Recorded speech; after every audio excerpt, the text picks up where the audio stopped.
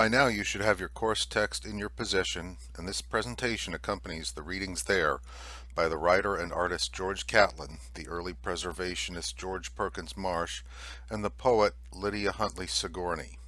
Much better known as an artist than as a writer, Catlin is nevertheless a significant figure whose chronicles and images of the Native American tribes of the Great Plains offer vivid portraits of their lives and cultures. A landscape painter by training, he is also known for his many portraits of significant Native American figures, and many of his works are housed in both the National Gallery and the Smithsonian Institution. The next two slides are included to illustrate Catlin's contributions to the documentation of the Native American cultures of the Great Plains. Here are a couple of images that document the Sioux culture of the Dakotas. A quick Google search will enable you to access dozens more. Few artists of Catlin's era were more intimately familiar with these native cultures.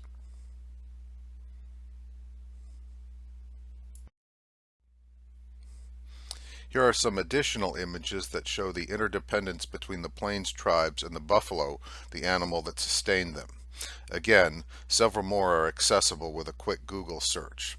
If you've done the reading, you'll notice Catlin's comments on this relationship, which was changed drastically and inalterably within a few decades during the course of westward expansion. Catlin has much to say about these developments as well. Though backward and inhumane by our standards, his thoughts about the importance of preserving these native cultures were rare in their own time.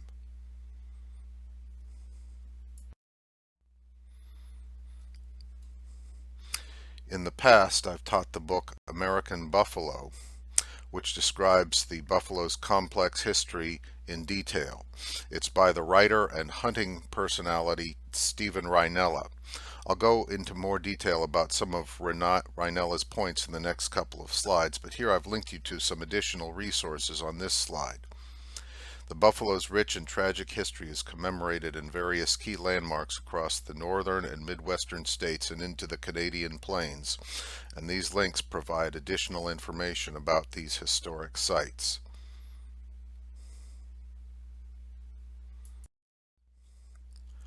Published in 2008, Rhinella's American Buffalo provides a detailed look at the anthropology and history of the buffalo, both in ancient times and in periods more recent.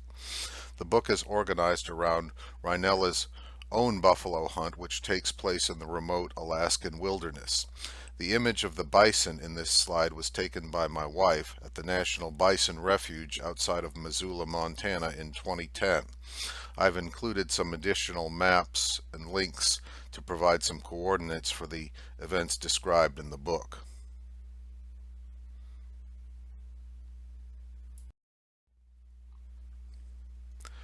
Finally, here are some well-known buffalo jumps, now archaeologically significant sites where confederacies of Native American groups working in conjunction with one another would meet throughout history to organize a massive harvesting of buffalo meat on select occasions. This kind of event is described in detail in Rhinella's book, and one of the links in the previous slide explains the anthropological riches to be found in the Head Smashed In site in Alberta, Canada.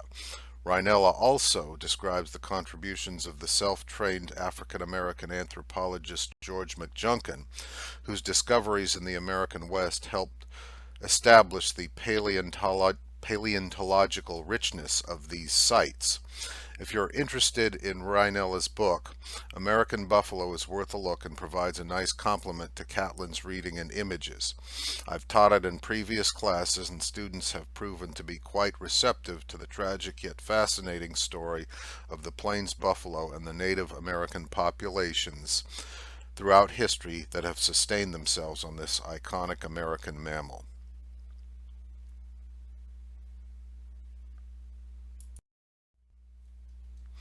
Lastly, here are two figures who serve as early American voices for forest conservation. A pair of Victorian-era New Englanders, the poet Lydia Huntley Sigourney of Hartford, Connecticut, and the writer George Perkins Marsh of Woodstock, Vermont, both give voice to the vague anxieties that emerge as forests were depleted in the name of progress. In the case of Marsh, that sense is given fuller expression in his book Man and Nature, an excerpt which appears in your text. Please review both readings and the biographical material that accompanies them. And for now, I'll once again thank you for your attention.